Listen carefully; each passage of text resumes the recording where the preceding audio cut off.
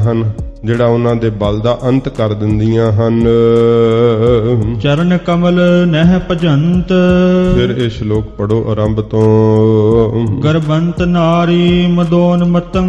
ਸੱਚੇ ਪਾਤਸ਼ਾਹ ਜੀ ਮਹਾਰਾਜ ਕਹਿੰਦੇ ਜਿਹੜੇ ਪੁਰਸ਼ ਆਪਣੀ ਇਸਤਰੀ ਦੇ ਸਹੁਰੇ ਹੋਣ ਦਾ ਮਹਾਰਾਜ ਕਹਿੰਦੇ ਗਰਬੰਤ ਹੰਕਾਰ ਕਰਦੇ, ਕਿਉਂਕਿ ਕਈਆਂ ਨੂੰ ਹੰਕਾਰ ਬਹੁਤ ਹੁੰਦਾ ਹੈ ਕਿ ਮੇਰੀ ਇਸਤਰੀ ਬੜੀ ਸੋਹਣੀ ਹੈ। ਗਰਬੰਤ ਨਾਰੀ ਮਦੋਨ ਮਤੰ, ਤੇ ਮਦੋਨ ਕਾਮ ਵਿੱਚ ਮਸਤ ਰਹਿੰਦੇ ਹੈ, ਕਿਉਂਕਿ ਚੇਸ਼ਟਾ ਜੇ ਚਮੜੀ ਨੂੰ ਵੇਖ ਕਰਕੇ ਹੰਕਾਰ ਕਰਨ ਦੀ ਹੈ ਤਾਂ ਉਹ ਮਹਾਰਾਜ ਕਹਿੰਦੇ ਕਾਮ ਦੀ ਮਸਤੀ ਦੇ ਵਿੱਚ ਰਹਿੰਦੇ ਹੈ, ਇਸਤਰੀ ਨਾਲ ਕਾਮ ਚੇਸ਼ਟਾ ਹੀ ਕਰਦੇ ਰਹਿੰਦੇ ਹੈ। ਐਸੀ ਉਹਨਾਂ ਦੀ ਹਾਲਤ ਹੁੰਦੀ ਹੈ। ਬਲਵੰਤ ਬਲਾਤਕਾਰਨ ਹੈ, ਕਿੱਡਾ ਵੀ ਬਲੀ ਹੋਵੇ ਫਿਰ ਬਲ ਦਾ ਅੰਤ ਹੀ ਕਰ ਦਿੰਦੀ ਹੈ। ਜਿਹੜਾ ਕੋਈ ਚੇਸ਼ਟਾ ਵਾਸ਼ਨਾ ਦੀ ਹੀ ਕਰਦਾ ਰਹੇ, ਜਿਹੜੇ ਸਤਿਗੁਰਾਂ ਜੀ ਨੇ ਚਰਿੱਤਰ ਲਿਖੇ ਹੈ ਉਹਦੇ ਚ ਮਹਾਰਾਜ ਨੇ ਦੱਸਿਆ ਕਿ ਭਾਈ ਕਿੱਡੇ ਕਿੱਡੇ ਪ੍ਰਤਾਪੀ ਜਿਹੜੇ ਸੀ ਉਹਨਾਂ ਦੇ ਵੀ ਬਲ ਦਾ ਅੰਤ ਹੋ ਗਿਆ, ਕਿਵੇਂ ਕਿਵੇਂ ਉਹਨਾਂ ਦਾ ਸਰਵਨਾਸ਼ ਹੋਇਆ।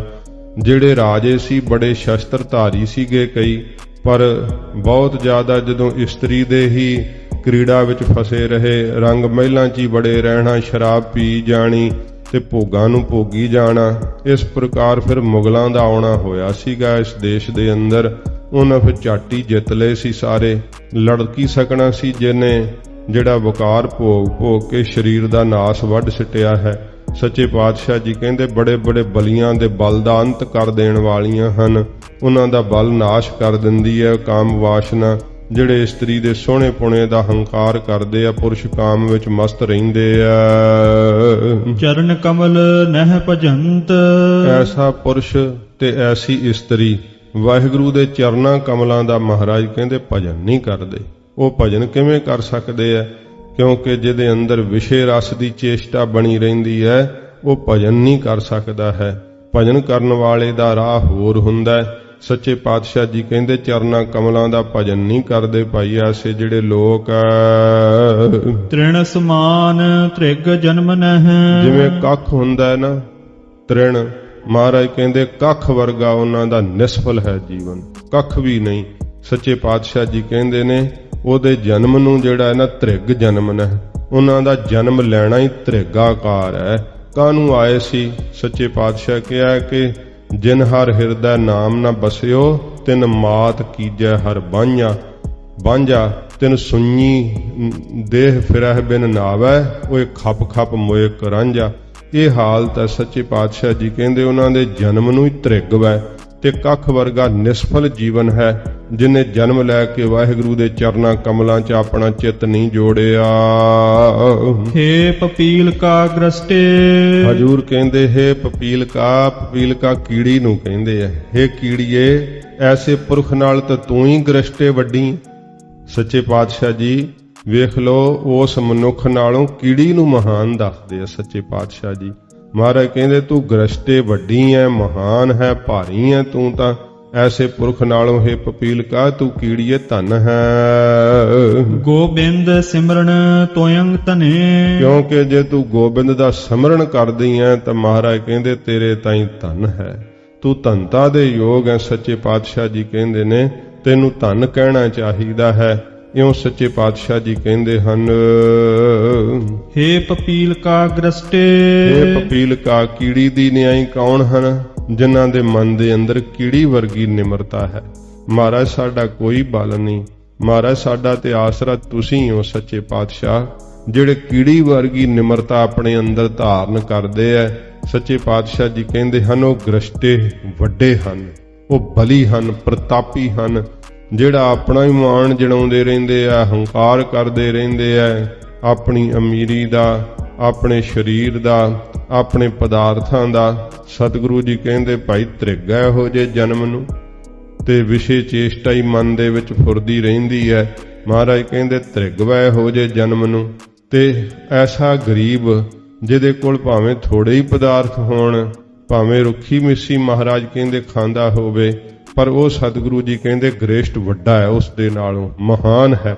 ਮਹਾਰਾਜ ਉਹ ਕਿਉਂ ਇੰਨਾ ਮਹਾਨ ਹੈ? ਸਤਿਗੁਰੂ ਜੀ ਕਹਿੰਦੇ ਨੇ ਗੋਬਿੰਦ ਸਿਮਰਨ ਤੋਇੰ ਧਨੇ, ਕਿਉਂਕਿ ਉਹਦੇ ਕੋਲ ਗੋਬਿੰਦ ਦਾ ਸਿਮਰਨ ਹੈ, ਵਾਹਿਗੁਰੂ ਦੀ ਯਾਦ ਉਹਦੇ ਅੰਦਰ ਵਸ ਰਹੀ ਹੈ। ਇਸ ਕਰਕੇ ਮਹਾਰਾਜ ਕਹਿੰਦੇ ਨੇ ਜਿਹਦੇ ਅੰਦਰ ਵਾਹਿਗੁਰੂ ਦੀ ਯਾਦ ਹੈ ਤੋ ਤਾਂ ਮਹਾਰਾਜ ਕਿਸੇ ਕਹਿੰਦੇ ਜਿਸ ਨਾਮ ਹਿਰਦੈ ਸੋਈ ਵੱਡ ਰਾਜਾ, ਜਿਸ ਨਾਮ ਹਿਰਦੈ ਤਿਸ ਪੂਰੇ ਕਾਜਾ। ਸੱਚੇ ਪਾਤਸ਼ਾਹ ਜੀ ਕਹਿੰਦੇ ਉਹ ਤਾਂ ਵੱਡਾ ਰਾਜਾ ਹੈ। ਹੇ ਤੇਰੇ ਤਾਈਂ ਇਹ ਨਿਮਰਤਾ ਵਾਲੇ ਪੁਰਖ ਧਨ ਹੈ, ਧਨਤਾ ਦੇ ਯੋਗ ਹੈ ਤੂੰ ਧਨ ਹੈ ਕਿ ਵਾਹਿਗੁਰੂ ਦਾ ਸਿਮਰਨ ਕਰਦਾ। ਜਿਵੇਂ ਭਾਈ ਹੇਮਾ ਜੀ ਨੂੰ ਸੱਚੇ ਪਾਤਸ਼ਾਹ ਜੀ ਮਹਾਰਾਜ ਜੀ ਨੇ ਕਿਹਾ ਸੀ ਕਿ ਹਰ ਰੁੱਖੀ ਰੋਟੀ ਖਾਏ ਸੰਭਾਲੇ। ਮਹਾਰਾਜ ਕਹਿੰਦੇ ਰੁੱਖੀ ਰੋਟੀ ਖਾ ਕੇ ਵਾਹਿਗੁਰੂ ਦੇ ਨਾਮ ਨੂੰ ਜਿਹੜਾ ਸੰਭਾਲਦਾ ਚੇਤੇ ਕਰਦਾ ਹੈ। ਰਿਧੀਆਂ ਸਿੱਧੀਆਂ ਭਾਈ ਹੇਮਾ ਜੀ ਦੇ ਅੱਗੇ ਹੱਥ ਜੋੜ ਕੇ ਖਲੋਤੀਆਂ ਰਹਿੰਦੀਆਂ ਸੀਗੀਆਂ। ਸੱਚੇ ਪਾਤਸ਼ਾਹ ਜੀ ਮਹਾਰਾਜ ਗਰੀਬ ਨਵਾਜ ਜੀ ਨੇ ਐਸੀ ਬਖਸ਼ਿਸ਼ ਰਹਿਮਤ ਕੀਤੀ ਸੀ ਤੇ ਫਿਰ ਵੀ ਵੇਖ ਲਓ ਭਾਈ ਹੇਮਾ ਜੀ ਕਿੱਡੇ ਸਿਦਕੀ ਸੀ, ਉਸ ਗਰੀਬੀ 'ਚ ਰਹਿ ਕੇ ਵਾਹਿਗੁਰੂ ਦਾ ਨਾਮ ਜਪਦੇ ਐ। ਸਤਿਗੁਰੂ ਜੀ ਕਹਿੰਦੇ ਹਨ ਧੰਨ ਹਨ ਐਸੇ ਪੁਰਖ ਜਿਹੜੇ ਵਾਹਿਗੁਰੂ ਦਾ ਭਜਨ ਕਰਦੇ ਐ, ਨਿਮਰਤਾ ਵਿੱਚ ਰਹਿੰਦੇ ਐ। ਨਾਨਕ ਅਨਕ ਬਾਰ ਨਮੋ ਨਮః। ਹਜ਼ੂਰ ਕਹਿੰਦੇ ਇੱਕ ਵਾਰ ਨਹੀਂ ਅਨਕ ਬਾਰ ਨਮੋ ਨਮଃ, ਨਮਸਕਾਰ ਹੈ ਨਮਸਕਾਰ ਹੈ ਐਸੇ ਵਾਹਿਗੁਰੂ ਜੀ ਦੀ ਪ੍ਰੀਤ ਕਰਨ ਵਾਲਿਆਂ ਨੂੰ। ਮਹਾਰਾਜ ਕਹਿੰਦੇ ਇਹ ਇੱਕ ਵਾਰ ਨਹੀਂ ਅਨੇਕਾਂ ਵਾਰ ਹੀ ਨਮਸਕਾਰ ਹੈ ਵਾਹਿਗੁਰੂ ਜੀ ਦੇ ਚਰਨਾਂ 'ਚ। ਡੰਡਾਉਤ ਬੰਦਨ ਅਨਕ ਬਾਰ, ਸਰਬ ਕਲਾ ਸਮਰੱਥ ਡੋਲਨ ਤੇ ਰਾਖੋ ਪ੍ਰਭੂ, ਨਾਨਕ ਦੇ ਕਰ ਹੱਥ। ਬੰਦਨਾ ਹਰ ਬੰਦਨਾ ਗੁਣ ਗਾਵੋ ਗੋਪਾਲ ਰਾਏ। ਸੱਚੇ ਪਾਤਸ਼ਾਹ ਜੀ ਕਹਿੰਦੇ ਨੇ ਅਨੇਕਾਂ ਹੀ ਵਾਰ ਸਾਡੀ ਨਮਸਕਾਰ ਹੈ ਨਮਸਕਾਰ ਹੈ ਐਸੇ ਪੁਰਖਾਂ ਨੂੰ ਜਿਹੜੇ ਵਾਹਿਗੁਰੂ ਦੀ ਬੰਦਗੀ ਕਰਦੇ ਆ, ਪ੍ਰੇਮ ਨਾਲ ਭਿੱਜੇ ਆ, ਜਿਨ੍ਹਾਂ ਦੇ ਚਿੱਤ ਨਿਮਰਤਾ ਦੇ ਸਹਿਤ ਰਹਿੰਦੇ ਆ, ਔਗਣਾ ਪਾਪਾਂ ਵਾਸ਼ਨਾਵਾਂ ਤੋਂ ਬਚ ਗਏ ਹਨ। ਤ੍ਰਿਣੰ ਤਾਮੇਰੰ। ਸੱਚੇ ਪਾਤਸ਼ਾਹ ਜੀ ਕਿਰਪਾ ਕਰਕੇ ਦੱਸੋ ਜਦੋਂ ਹਰੀ ਦਾ ਸਰੂਪ ਗੁਰੂ ਸਾਹਿਬ ਜੀ ਦਿਆਲੂ ਹੁੰਦੇ ਆ ਤਾਂ ਮਹਾਰਾਜ ਉਦੋਂ ਕੀ ਬਖਸ਼ਿਸ਼ ਪ੍ਰਾਪਤ ਹੁੰਦੀ ਹੈ? ਹੁਣ ਗੁਰੂ ਸਾਹਿਬ ਦੀ ਦਿਆਲਤਾ ਦਿਖਾਉਂਦੇ ਇਸ ਸ਼ਲੋਕ ਦੇ ਅੰਦਰ ਸੱਚੇ ਪਾਤਸ਼ਾਹ ਜੀ ਮਹਾਰਾਜ ਫਰਮਾਉਂਦੇ ਆ ਕਿ ਜਦੋਂ ਸਮਰੱਥ ਸਤਿਗੁਰੂ ਦਿਆਲੂ ਹੋ ਜਾਣ ਤਾਂ ਕੀ ਕਾਇਆ ਕਲਪ ਕਰਦੇ ਆ। ਤ੍ਰਿਣੰ ਤਾਮੇਰੰ। ਮਹਾਰਾਜ ਕਹਿੰਦੇ ਤ੍ਰਿਣ ਕੱਖ ਵਰਗਾ ਹੋਵੇ ਨਾ ਤੇ ਮਹਾਰਾਜ ਪਹਾੜ ਵਰਗਾ ਕਰ ਦਿੰਦੇ ਆ ਸੱਚੇ ਪਾਤਸ਼ਾਹ। ਐਸੀ ਹੈ ਦਇਆ ਮੇਰੇ ਗੁਰੂ ਨਾਨਕ ਸਾਹਿਬ ਜੀ ਦੀ। ਸਤਿਗੁਰੂ ਜੀ ਕਹਿੰਦੇ ਕੱਖ ਵਰਗੇ ਨੂੰ ਮਹਾਨ ਪਹਾੜ ਵਰਗਾ ਸਮਰੱਥ ਕਰ ਦਿੰਦੇ ਆ। ਸਹਿਕੰ ਤਾਹਰਿਯੰ। ਜਿਹੜਾ ਸਹਿਕੰਗ ਸੁੱਕੇ ਹੋਏ ਆ ਉਹਨਾਂ ਨੂੰ ਮਹਾਰਾਜ ਕਹਿੰਦੇ ਹਰੇ ਕਰ ਦਿੰਦੇ ਆ ਗੁਰੂ ਸਾਹਿਬ ਗੁਰੂ ਨਾਨਕ ਸਾਹਿਬ। ਬੂਡੰ ਤਾਤਰਿਯੰ। ਜਿਹੜਾ ਡੁੱਬ ਰਿਹਾ ਉਹਨੂੰ ਤਾਰ ਦਿੰਦੇ ਆ। ਊਣੰ ਤਾਪਰਿਯੰ। ਜਿਹੜੇ ਊਣੇ ਆ ਖਾਲੀ ਉਹਨਾਂ ਨੂੰ ਲਵਾ ਲਵ ਭਰ ਦਿੰਦੇ ਆ। ਅੰਧਕਾਰ ਕੋਟ ਸੂਰ ਉਜਾਰੰ। ਮਹਾਰਾਜ ਕਹਿੰਦੇ ਅੰਧਕਾਰ ਹਨੇਰੇ ਦੇ ਅੰਦਰ ਕਰੋੜਾਂ ਹੀ ਸੂਰਜਾਂ ਦਾ ਪ੍ਰਕਾਸ਼ ਚਾੜ ਦਿੰਦੇ ਆ ਸੱਚੇ ਪਾਤਸ਼ਾਹ। ਬਿਨਵੰਤ ਨਾਨਕ ਹਰ ਗੁਰ ਦਇਆਰੰ। ਗੁਰੂ ਅਰਜਨ ਦੇਵ ਸੱਚੇ ਪਾਤਸ਼ਾਹ ਕਹਿੰਦੇ ਅਸੀਂ ਬੇਨਤੀ ਪੂਰਵਕ ਕਹਿੰਦੇ ਆ ਹਰੀ ਦਾ ਸਰੂਪ ਹਨ ਗੁਰੂ ਨਾਨਕ ਸਾਹਿਬ ਜੀ। ਜੇ ਦਇਆ ਕਰ ਦੇਣ ਤਾਂ ਐਸੀ ਕਲਾ ਵਰਤਦੀ ਹੈ। ਇਸੇ ਪ੍ਰਕਾਰ ਇਹ ਸ਼ਲੋਕ ਫਿਰ ਆਰੰਭ ਤੋਂ ਪੜੋ। ਤ੍ਰਿਣੰ ਤਾਮੇਰੰ। ਸੱਚੇ ਪਾਤਸ਼ਾਹ ਜੀ ਮਹਾਰਾਜ ਕਹਿੰਦੇ ਆ ਜਦੋਂ ਗੁਰੂ ਸਾਹਿਬ ਜੀ ਦਿਆਲੂ ਹੁੰਦੇ ਆ ਨਾ, ਵਾਹਿਗੁਰੂ ਦਾ ਸਰੂਪ ਹਨ ਸਤਿਗੁਰੂ ਜੀ ਪ੍ਰਤੱਖ, ਤਾਂ ਜਿਹੜਾ ਤ੍ਰਿਣ ਕੱਖ ਦੀ ਨਿਆਈ ਕੀ ਹੈ? ਜੀਵ ਹੈ, ਅਲਪੱਗ ਹੈ ਨਾ ਵਿਚਾਰਾ, ਕੋਈ ਇਹਦਾ ਜ਼ੋਰ ਨਹੀਂ ਹੈ। ਇਹ ਜਿਹੜਾ ਹੈ ਇਸ ਪ੍ਰਕਾਰ ਪਤੰਤਰ ਹੈ, ਸੁਤੰਤਰ ਨਹੀਂ ਹੈ, ਆਜ਼ਾਦ ਨਹੀਂ ਹੈ, ਕੁਝ ਵੀ ਨਹੀਂ ਕਰ ਪਾ ਸਕਦਾ ਹੈ। ਤੋ ਸੱਚੇ ਪਾਤਸ਼ਾਹ ਜੀ ਕਹਿੰਦੇ ਜਿਹੜਾ ਕੱਖ ਦੀ ਨਿਆਈ ਅਲਪੱਗ ਜੀਵ ਹੈ ਨਾ, ਸਤਿਗੁਰੂ ਗੁਰੂ ਨਾਨਕ ਸਾਹਿਬ ਜੀ ਦੀ ਜਦੋਂ ਦਇਆ ਹੁੰਦੀ ਹੈ ਮਹਾਰਾਜ ਉਹਨੂੰ ਪਰਬਤ ਵਰਗਾ ਅਚਲ ਕਰ ਦਿੰਦੇ ਆ। ਜਿਹੜੀ ਬਿਰਤੀ ਕਿਤੇ ਡੋਲਦੀ ਫਿਰਦੀ ਹੈ, ਕਦੇ ਕਿਤੇ ਫੁਰਨੇ ਲੈ ਜਾਂਦੇ ਆ, ਕਦੇ ਕਿਤੇ ਸੰਕਲਪ ਲੈ ਜਾਂਦੇ ਆ। ਸੱਚੇ ਪਾਤਸ਼ਾਹ ਜੀ ਬ੍ਰਹਮ ਗਿਆਨ ਜਿਹੜਾ ਨਾ ਪਰਬਤ ਵਰਗਾ ਅਚਲ, ਐਸੀ ਅਵਸਥਾ ਸੱਚੇ ਪਾਤਸ਼ਾਹ ਜੀ ਬਖਸ਼ਿਸ਼ ਕਰ ਦਿੰਦੇ ਆ। ਜਿਹੜੇ ਕੱਖ ਵਰਗੇ ਅਲਪੱਗ ਜੀਵ ਸਤਿਗੁਰੂ ਗਰੀਬ ਨਵਾਜ ਦੀ ਦਇਆ ਐਸੀ ਵਰਤਦੀ ਹੈ, ਉਹਨਾਂ ਨੂੰ ਪਰਬਤ ਵਰਗੇ ਅਚਲ ਬਣਾ ਕੇ ਬ੍ਰਹਮ ਗਿਆਨ ਵਿੱਚ ਬਿਰਤੀ ਟਿਕਾ ਕੇ ਅਸਥਿਤ ਕਰ ਦਿੰਦੇ ਆ, ਫਿਰ ਡੋਲਦੇ ਨਹੀਂ ਹਨ। ਸੱਚੇ ਪਾਤਸ਼ਾਹ ਜੀ ਮਹਾਰਾਜ ਦੇ ਐਸੇ ਸਿੱਖ, ਧੰਨ ਗੁਰੂ ਨਾਨਕ ਦੇਵ ਸੱਚੇ ਪਾਤਸ਼ਾਹ ਜੀ ਮਹਾਰਾਜ ਐਸੇ ਮਹਾਨ ਸਿੱਖ ਪੈਦਾ ਕੀਤੇ, ਐਸੀਆਂ ਬਖਸ਼ਾਂ ਗਰੀਬ ਨਵਾਜ ਸੱਚੇ ਪਾਤਸ਼ਾਹ ਜੀ ਨੇ ਵਰਤਾਈਆਂ।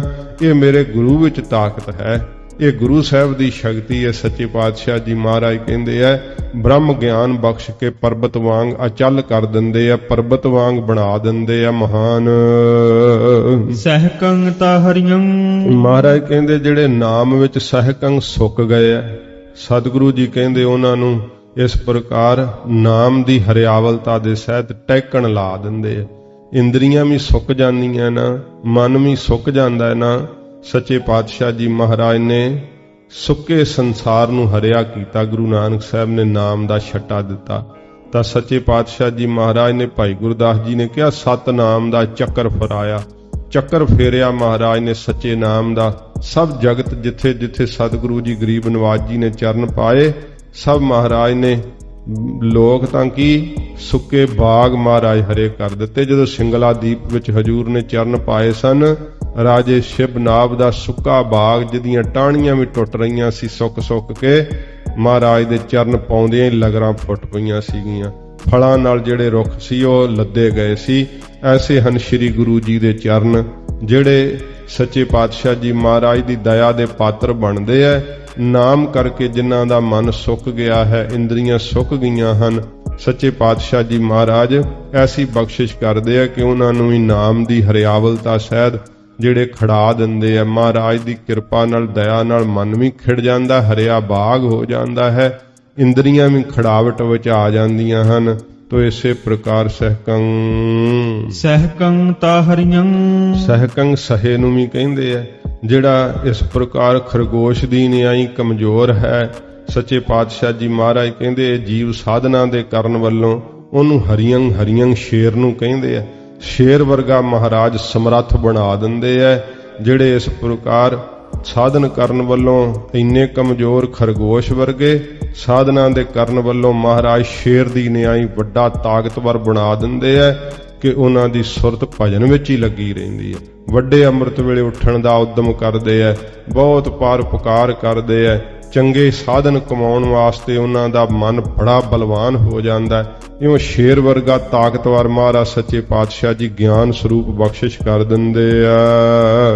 ਬੂਡੰ ਤਾਤਰਿਯੰ ਫਿਰ ਸੱਚੇ ਪਾਤਸ਼ਾਹ ਜੀ ਮਹਾਰਾਜ ਕਹਿੰਦੇ ਜਿਹੜਾ ਸੰਸਾਰ ਸਮੁੰਦਰ ਦੇ ਅੰਦਰ ਬੂਡੰਗ ਡੁੱਬ ਰਿਹਾ ਹੈ ਨਾ, ਉਹ ਗੁਰੂ ਨਾਨਕ ਸਾਹਿਬ ਜੀ ਦੀ ਦਇਆ ਦਾ ਜਦੋਂ ਪਾਤਰ ਬਣਦਾ ਹੈ ਤਾਂ ਮਹਾਰਾਜ ਕਹਿੰਦੇ ਉਹ ਵੀ ਸੰਸਾਰ ਸਮੁੰਦਰ ਤੋਂ ਤਰਨ ਲੱਗ ਜਾਂਦੇ। ਉਹ ਵੀ ਸਤਿਗੁਰੂ ਮਹਾਰਾਜ ਸੱਚੇ ਪਾਤਸ਼ਾਹ ਜੀ ਦੇ ਨਾਮ ਰੂਪੀ ਜਹਾਜ਼ ਦੇ ਉੱਤੇ ਸਵਾਰ ਹੋ ਕਰਕੇ ਸੰਸਾਰ ਸਮੁੰਦਰ ਤੋਂ ਡੁੱਬਦੇ ਤਰ ਜਾਂਦੇ ਐ। ਮਹਾਰਾਜ ਜੀ ਡੁੱਬਦਿਆਂ ਨੂੰ ਤਾਰਨ ਲਈ ਆਏ। ਧੰਨ ਗੁਰੂ ਨਾਨਕ ਦੇਵ ਸੱਚੇ ਪਾਤਸ਼ਾਹ ਜੀ ਮਹਾਰਾਜ ਸਭ ਨੂੰ ਸਤਿਗੁਰਾਂ ਜੀ ਨੇ ਡੁੱਬਿਆਂ ਹੋਇਆਂ ਨੂੰ, ਜਿਹੜੇ ਸੱਜਣ ਠੱਗ ਵਰਗੇ ਸੀ, ਨੂਰਸ਼ਾਹ ਜਾਦੂਗਰ ਨਹੀਂ ਸੀ, ਇਹ ਕਿੰਨਿਆਂ ਦੇ ਨਾਮ ਗਿਣੀਏ। ਕਿਸੇ ਕਵੀ ਨੇ ਕਿਹਾ ਹੈ ਗੁਰੂ ਨਾਨਕ ਸਾਹਿਬ ਜੀ ਤਾਰੇ ਗਿਣੇ ਜਾਤ ਤੇਰੇ ਤਾਰੇ ਨਾ ਗਿਨਾਤ ਹੈ। ਮਹਾਰਾਜ ਆਕਾਸ਼ ਦੇ ਤਾਰੇ ਗਿਣਨੇ ਨਾਮੁਮਕਿਨ ਜੀ ਗੱਲ ਹੈ, ਗਿਣੇ ਨਹੀਂ ਜਾ ਸਕਦੇ। ਪਰ ਸ਼ਾਇਦ ਕੋਈ ਕਹੇ ਕਿ ਮੈਂ ਗਿਣ ਸਕਦਾ ਹਾਂ, ਪਰ ਜਿਨ੍ਹਾਂ ਨੂੰ ਮਹਾਰਾਜ ਤੁਸੀਂ ਤਾਰ ਦਿੱਤਾ ਨਾ, ਉਹ ਨਹੀਂ ਗਿਣੇ ਜਾ ਸਕਦੇ। ਮਹਾਰਾਜ ਤੁਸੀਂ ਤਾਂ ਜੀਵ ਤਾਂ ਕੀ, ਤੁਸੀਂ ਤਾਂ ਜਾਨਵਰ ਤਾਰ ਦਿੱਤੇ, ਸ਼ੇਰ ਤਾਰਤੇ, ਪੱਥਰ ਤਾਰਤੇ, ਰੁੱਖ ਤਾਰ ਦਿੱਤੇ। ਸੱਪ ਵੇਖੋ ਮਹਾਰਾਜ ਜੀ ਨੂੰ ਬਚਪਨ 'ਚ ਛਾਂ ਕੀਤੀ ਹੈ, ਹਜੂਰ ਦੇ ਸੀਸ ਤੇ ਆ ਕਰਕੇ ਤਾਰ ਦਿੱਤਾ ਸੱਚੇ ਪਾਤਸ਼ਾਹ ਜੀ ਮਹਾਰਾਜ ਨੇ। ਇਉਂ ਗਰੀਬ ਨਵਾਜ਼ ਸੱਚੇ ਪਾਤਸ਼ਾਹ ਜੀ ਆਪ ਜੀ ਡੁੱਬਦਿਆਂ ਨੂੰ ਤਾਰਨ ਵਾਲੇ ਹੋ। ਜਦੋਂ ਆਪ ਦੀ ਦਇਆ ਦਾ ਪਾਤਰ ਕੋਈ ਜੀਵ ਬਣਦਾ ਹੈ, ਉਹ ਸੰਸਾਰ ਦੇ ਮੋਹ ਮਮਤਾ ਦੇ ਜਾਲ ਵਿੱਚ ਡੁੱਬਦਾ ਹੋਇਆ ਤਰਨ ਲੱਗ ਜਾਂਦਾ। ਸੁਰਤ ਜਿਹੜੀ ਭਜਨ ਵਿੱਚ ਜੁੜ ਜਾਂਦੀ ਹੈ, ਮੁਰਗਾਬੀ ਵਰਗਾ ਜੀਵਨ ਬਣ ਜਾਂਦਾ ਹੈ। ਊਣੰ ਤਾਪਰਿਯੰ ਫਿਰ ਸੱਚੇ ਪਾਤਸ਼ਾਹ ਜੀ ਜਿਹੜੇ ਦਇਆ ਦੇ ਪਾਤਰ ਬਣਦੇ ਆ, ਉਹ ਸੁਭ ਗੁਣਾਂ ਤੋਂ ਜਿਹੜੇ ਊਣੇ ਆ, ਖਾਲੀ ਆ, ਕੋਈ ਸੁਭ ਗੁਣ ਹੈ ਨਹੀਂ। ਨਾ ਮਿੱਠਾ ਬੋਲਣਾ ਆਉਂਦਾ, ਨਾ ਉਪਕਾਰ ਕੋਈ ਸੁਭ ਗੁਣ ਧਾਰਨ ਹੀ ਨਹੀਂ ਕੀਤਾ ਹੋਇਆ, ਖਾਲੀ ਹੈ, ਊਣੇ ਹੈ।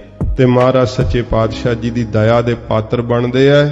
ਉਹਨਾਂ ਨੂੰ ਮਹਾਰਾਜ ਸੁਭ ਗੁਣਾਂ ਨਾਲ ਭਰ ਦਿੰਦੇ। ਸੱਚੇ ਪਾਤਸ਼ਾਹ ਲਵਾ ਲਵ ਭਰ ਦਿੰਦੇ ਆ। ਸੁਭ ਗੁਣ ਉਹਨਾਂ ਦੇ ਕੋਲੋਂ ਲੈ ਲੈ ਕੇ ਸਗੋਂ ਸੰਸਾਰ ਉਧਰਦਾ ਹੈ। ਸੌ ਸੁਹਾਗਣ ਵਿਚਾਰਾ ਸੁਭ ਗੁਣਾਂ ਤੋਂ ਖਾਲੀ ਸੀ ਨਾ, ਵਿਚਾਰ ਕਰਦਾ ਸੀਗਾ ਲੁੱਕ ਕੇ। ਧੰਨ ਗੁਰੂ ਨਾਨਕ ਸਾਹਿਬ ਜੀ ਮਹਾਰਾਜ ਉਹਨੂੰ ਵੀ ਕਿਰਪਾ ਕੀਤੀ, ਮਹਾਰਾਜ ਦੀ ਦਇਆ ਦਾ ਪਾਤਰ ਬਣਿਆ। ਮਹਾਰਾਜ ਨੇ ਗੁਣਾਂ ਨਾਲ ਭਰਪੂਰ ਕਰ ਦਿੱਤਾ ਉਸ ਦੇ ਤਾਈਂ। ਸੱਚੇ ਪਾਤਸ਼ਾਹ ਜੀ ਮਹਾਰਾਜ ਐਸੇ ਹਨ, ਮਹਾਰਾਜ ਦੀ ਦਇਆ ਦਾ ਜਿਹੜਾ ਪਾਤਰ ਬਣਦਾ ਉਹ ਨਿਹਾਲ ਹੁੰਦਾ ਏ। ਅੰਧਕਾਰ ਕੋਟ ਸੂਰ ਉਜਾਰੰ। ਮਹਾਰਾਜ ਕਹਿੰਦੇ ਜਿਹੜਾ ਅਗਿਆਨਤਾ ਦਾ ਅੰਧਕਾਰ ਹੈ, ਜਿੱਥੇ ਸਰੂਪ ਦੀ ਸੋਝੀ ਨਹੀਂ ਪੈਂਦੀ, ਜਿੱਥੇ ਪਤਾ ਹੀ ਨਹੀਂ ਲੱਗਦਾ ਕਿ ਮੈਂ ਕੌਣ ਹਾਂ, ਤੇ ਉੱਥੇ ਮਹਾਰਾਜ ਗੁਰੂ ਨਾਨਕ ਸਾਹਿਬ ਦੀ ਜਦੋਂ ਦਇਆ ਵਰਤਦੀ ਹੈ, ਕਰੋੜਾਂ ਹੀ ਸੂਰਜਾਂ ਦਾ ਉਜਾਲਾ ਹੋ ਜਾਂਦਾ, ਪ੍ਰਕਾਸ਼ ਹੋ ਜਾਂਦਾ। ਕੋਟ ਸੂਰ ਨਾਨਕ ਪ੍ਰਕਾਸ਼, ਐਸਾ ਨਾਮ ਦਾ ਉਜਾਲਾ ਗੁਰੂ ਸਾਹਿਬ ਜੀ ਕਰ ਦਿੰਦੇ ਆ। ਬਿਨਵੰਤ ਨਾਨਕ ਹਰ ਗੁਰ ਦਇਆਰੰ। ਗੁਰੂ ਮਹਾਰਾਜ ਧੰਨ ਗੁਰੂ ਅਰਜਨ ਸਾਹਿਬ ਜੀ ਕਹਿੰਦੇ, ਅਸੀਂ ਬਨਵੰਤ ਬੇਨਤੀ ਪੂਰਵਕ ਕਹਿੰਦੇ ਆ, ਇਹ ਗੁਰੂ ਸਾਹਿਬ ਜੀ ਹਰੀ ਦਾ ਸਰੂਪ, ਹਰੀ ਆਪ ਗੁਰੂ ਨਾਨਕ ਸਾਹਿਬ ਰੂਪ ਹੈ। ਜਦੋਂ ਦਇਆ ਕਰਦੇ ਹਨ ਤੇ ਐਸੀ ਕਲਾ ਵਰਤਦੀ ਆ। ਬ੍ਰਾਹਮਣ ਸੰਗ ਉਦਰਣੰ। ਸੱਚੇ ਪਾਤਸ਼ਾਹ ਦੇ ਚਰਨਾਂ ਵਿੱਚ ਇਹਨਾਂ ਨੇ ਬੇਨਤੀ ਕੀਤੀ ਹੈ, ਪੰਡਤ ਹਰੀ ਲਾਲ ਕ੍ਰਿਸ਼ਨ ਲਾਲ ਨੇ, ਕਿ ਮਹਾਰਾਜ ਸਾਡੇ ਮਤ ਵਿੱਚ ਕਿਹਾ ਹੈ ਕਿ ਜੇ ਬ੍ਰਾਹਮਣ ਦੀ ਸੰਗਤ ਕਰੀਏ ਤਾਂ ਮਹਾਰਾਜ ਬ੍ਰਾਹਮਣ ਜਿਹੜਾ ਉਹ ਕਲਿਆਣਕਾਰੀ ਹੈ, ਉਹਦੇ ਨਾਲ ਮੁਕਤ ਪ੍ਰਾਪਤ ਹੁੰਦੀ ਹੈ। ਆਪ ਮਹਾਰਾਜ ਕਿਰਪਾ ਕਰਕੇ ਦੱਸੋ ਕਿ ਸਾਨੂੰ ਬ੍ਰਾਹਮਣ ਦੀ ਸੰਗਤ ਕਰਨੀ ਚਾਹੀਦੀ ਹੈ ਜਾਂ ਨਹੀਂ। ਹੁਣ ਖੁਦ ਬ੍ਰਾਹਮਣ ਹੈ, ਇਹਨਾਂ ਦੇ ਪਿਤਾ ਪੁਰਖੇ ਬੜੇ ਵਿਦਵਾਨ ਹੋਏ, ਆਪ ਵੀ ਬੜੇ ਵੱਡੇ ਵਿਦਵਾਨ ਨੇ, ਇਹਨਾਂ ਨੇ ਵੇਦ ਪੜ੍ਹੇ ਹੈ, ਸ਼ਾਸਤਰ ਪੜ੍ਹੇ ਹੈ, ਪੁਰਾਣ ਪੜ੍ਹੇ ਹੈ, ਪਰ ਸੱਚੇ ਪਾਤਸ਼ਾਹ ਜੀ ਮਹਾਰਾਜ ਦੇ ਘਰ ਦਾ ਜਿਹੜਾ ਉਪਦੇਸ਼ ਹੈ ਨਾ, ਇਹ ਕਿਸੇ ਵੀ ਦਾ ਜਿਹੜਾ ਜਾਤੀ ਵਿਰੋਧ ਨਹੀਂ ਕਰਦਾ ਹੈ। ਮਹਾਰਾਜ ਸੱਚੇ ਪਾਤਸ਼ਾਹ ਜੀ ਜੀਵ ਨੂੰ ਸਤ ਸਰੂਪ ਦੀ ਪ੍ਰਾਪਤੀ ਦਾ ਉਪਦੇਸ਼ ਦਿੰਦੇ ਆ, ਚਾਹੇ ਕੋਈ ਵੀ ਹੋਵੇ। ਇਹਨਾਂ ਜਦੋਂ ਪੁੱਛਿਆ ਤਾਂ ਹਜੂਰ ਕਹਿੰਦੇ ਆ ਕਿ ਬ੍ਰਾਹਮਣ ਦੀ ਸੰਗਤ ਤਾਂ ਉਸ ਦੀ ਉਧਾਰ ਸਕਦੀ ਹੈ ਨਾ ਜਿਹਦੇ ਵਿੱਚ ਕੋਈ ਗੁਣ ਵੀ ਹੋਵੇ। ਮਹਾਰਾਜ ਕਿਹੜਾ ਬ੍ਰਾਹਮਣ ਫਿਰ ਜਿਹੜਾ ਪੂਜਣ ਯੋਗ ਹੈ? ਮਹਾਰਾਜ ਦੱਸਦੇ ਹਨ ਕਿਹਦੀ ਸੰਗਤ ਭਲੀ ਹੈ। ਜੇ ਬ੍ਰਾਹਮਣ ਦੀ ਸੰਗਤ ਕਰਨੀ ਹੈ ਤਾਂ ਬ੍ਰਾਹਮਣ ਸੰਗ ਉਦਰਣੰ। ਮਹਾਰਾਜ ਕਹਿੰਦੇ ਉਸ ਬ੍ਰਾਹਮਣ ਦੇ ਸੰਗਤ ਕਰਨੇ ਕਰਕੇ ਉਦਰਣੰ ਉਧਾਰ ਹੋ ਸਕਦਾ ਏ।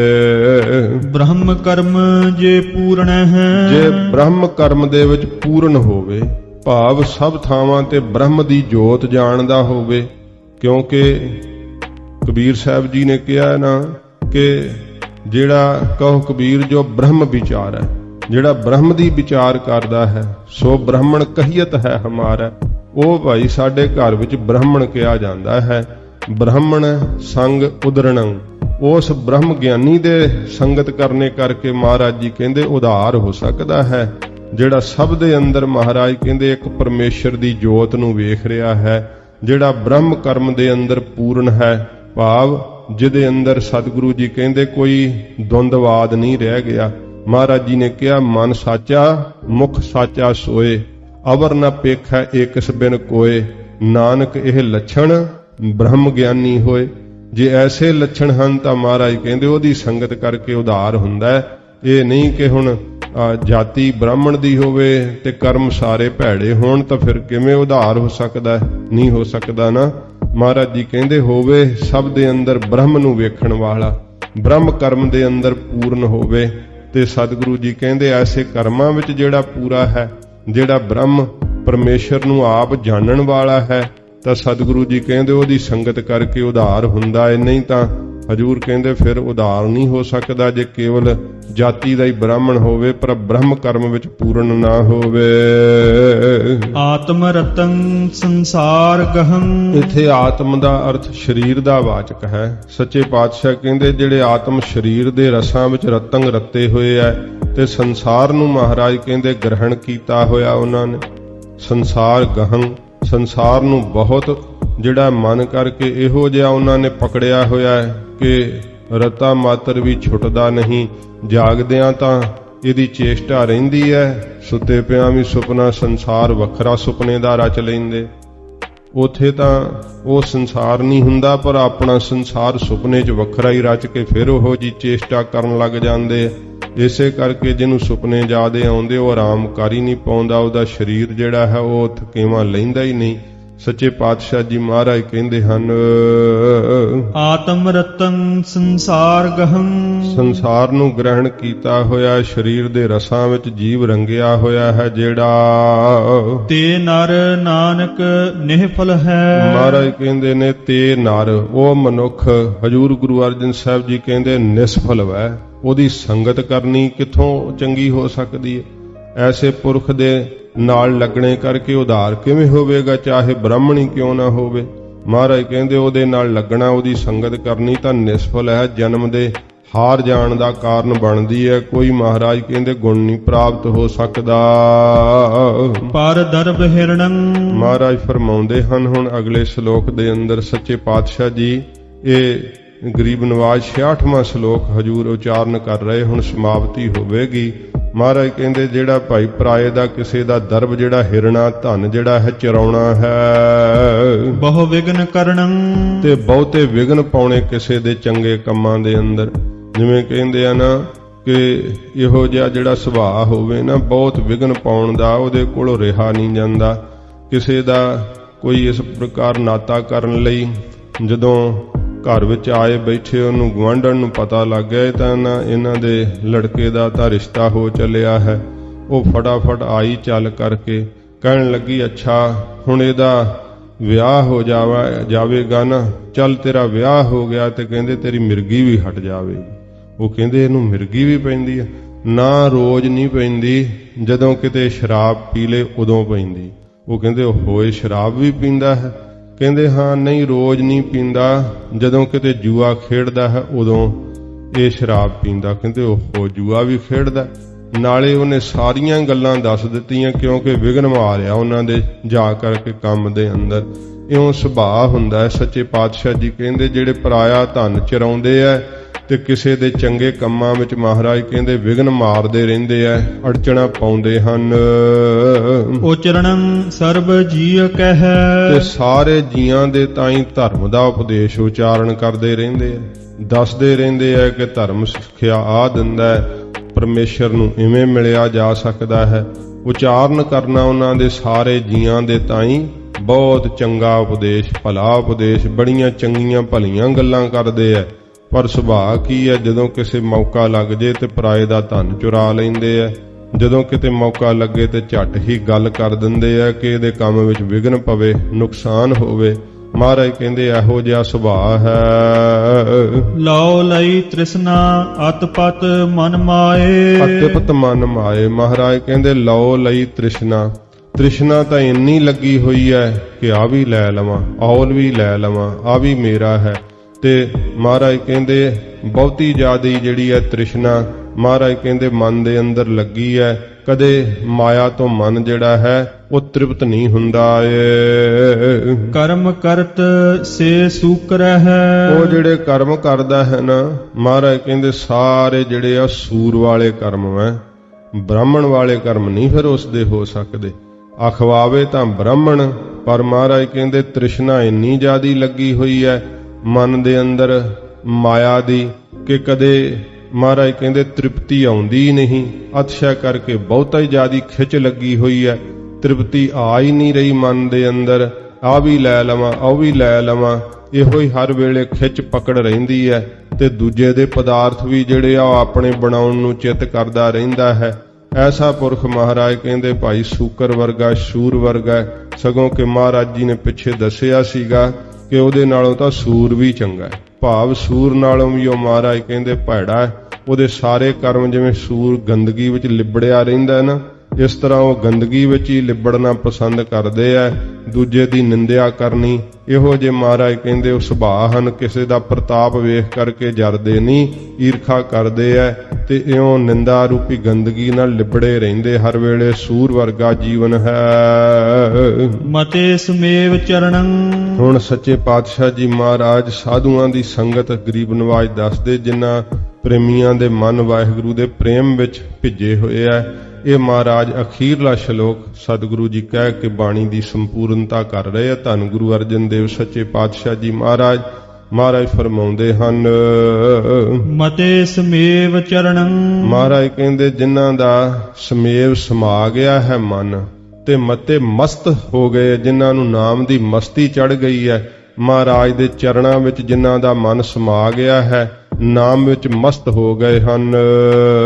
ਉਦਰਣੰ ਭੈ ਦੁਤਰ ਹੈ। ਤੇ ਇਹ ਭੈਦਾਇਕ ਜਿਹੜਾ ਦੁਸਤਰ ਕਠਨ ਸੰਸਾਰ ਹੈ ਨਾ, ਤਰਨਾ ਜਿਹਦੇ ਤੋਂ, ਉਹਦੇ ਤੋਂ ਮਹਾਰਾਜ ਕਹਿੰਦੇ ਉਹ ਉਦਰਦੇ ਆ ਜਿਨ੍ਹਾਂ ਨੂੰ ਵਾਹਿਗੁਰੂ ਦਾ ਪਿਆਰ ਲੱਗ ਗਿਆ। ਜਿਨ੍ਹਾਂ ਦੇ ਅੰਦਰ ਪ੍ਰੀਤ ਹੈ ਪਰਮੇਸ਼ਰ ਦੀ, ਉਹ ਇਸ ਭੈਦਾਇਕ ਦੁਸਤਰ ਸੰਸਾਰ ਸਮੁੰਦਰ ਤੋਂ ਉਧਰਦੇ ਆ, ਤਰ ਜਾਂਦੇ ਆ। ਅਨੇਕ ਪਾਤਕ ਹਰੜੰ ਅਨੇਕਾਂ ਹੀ ਪਾਪਾਂ ਨੂੰ ਮਹਾਰਾਜ ਕਹਿੰਦੇ ਹਰ ਦਿੰਦੀ ਹੈ, ਨਾਸ਼ ਕਰ ਦਿੰਦੀ ਹੈ ਐਸੇ ਪਿਆਰੇ ਦੀ ਸੰਗਤ।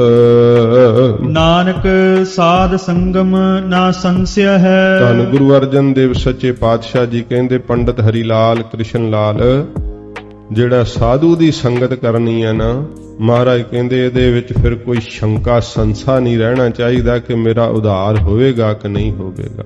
ਮੁਕਤ ਹੋਣ ਵਿੱਚ ਕੋਈ ਸੰਸਾ ਨਹੀਂ, ਕੋਈ ਸ਼ੰਕਾ ਨਹੀਂ। ਮਹਾਰਾਜ ਕਹਿੰਦੇ ਸਾਧੂ ਦੀ ਸੰਗਤ ਵਿੱਚ ਆ ਜਾਵੇ ਤੇ ਸਾਧੂਆਂ ਦੀ ਸੰਗਤ ਵਿੱਚ ਮਹਾਰਾਜ ਕਹਿੰਦੇ ਸਾਰੇ ਸੰਸ਼ਿਆਂ ਦਾ ਅੰਤ ਹੋ ਜਾਂਦਾ ਹੈ। ਇਹ ਮਨ ਵਿੱਚ ਕੋਈ ਜਿਹੜਾ ਹੈ ਉਹ ਨਹੀਂ ਰਹਿੰਦਾ ਖਿਆਲ ਕਿ ਮੇਰੀ ਮੁਕਤੀ ਨਾ ਹੋਵੇਗੀ। ਮਹਾਰਾਜ ਕਹਿੰਦੇ ਇਹ ਕਦੇ ਨਹੀਂ ਹੋ ਸਕਦਾ। ਇਹ ਸੰਸ਼ਾ ਹੀ ਨਾ ਕਰੋ, ਇਹ ਸ਼ੰਕਾ ਹੀ ਨਾ ਕਰੋ ਕਿ ਮੁਕਤ ਨਹੀਂ ਹੋਵੇਗੀ, ਅਵਸ਼ ਬਰ ਅਵਸ਼ ਮੁਕਤ ਹੋ ਜਾਵੇਗੀ। ਸਾਧੂ ਸੰਗਤ ਨਾਲ ਕੀ ਨਹੀਂ ਪ੍ਰਾਪਤ ਹੁੰਦਾ। ਮਹਾਰਾਜ ਜੀ ਨੇ ਕਿਹਾ ਸੀ, ਸਾਧੂ ਸਰੂਪ ਗੁਰੂ ਨਾਨਕ ਸਾਹਿਬ ਜੀ ਮਹਾਰਾਜ ਦੇ ਨਾਲ ਪਿਆਰ ਕਰਨ ਵਾਲੇ ਗੁਰਮੁਖ ਵੀ ਸਾਧੂ ਅਖਵਾਉਂਦੇ ਐ। ਐਸੇ ਬਖਸ਼ਿਆਂ ਹੋਇਆਂ ਦੀ ਸੰਗਤ ਕਰਨ ਨਾਲ ਮਹਾਰਾਜ ਕਹਿੰਦੇ ਸਭ ਕੁਝ ਪ੍ਰਾਪਤ ਹੋ ਜਾਂਦਾ ਹੈ। ਵਾਹਿਗੁਰੂ ਦੀ ਜਿਹੜੀ ਹੈ ਪ੍ਰੀਤ ਪ੍ਰਾਪਤ ਹੋ ਜਾਂਦੀ ਹੈ। ਕੋਈ ਮਨ ਦੇ ਅੰਦਰ ਸੰਸ਼ਾ ਨਹੀਂ ਕਰਨਾ ਚਾਹੀਦਾ। ਇਹ ਸੱਚੇ ਪਾਤਸ਼ਾਹ ਜੀ ਮਹਾਰਾਜ ਕਿਰਪਾ ਕੀਤੀ ਹੈ ਗਰੀਬ ਨਵਾਜ ਜੀ ਨੇ। ਤੋ ਸ਼ਲੋਕ ਸਹਿਸਕ੍ਰਿਤੀ ਮਹੱਲਾ ਪੰਜਵਾ 67 ਸ਼ਲੋਕ ਮਹਾਰਾਜ ਜੀ ਨੇ ਆਪਣੇ ਸ਼੍ਰੀ ਕੰਠ ਤੋਂ ਕਹਿ ਕੇ ਮਹਾਰਾਜ ਸਿੱਖਿਆ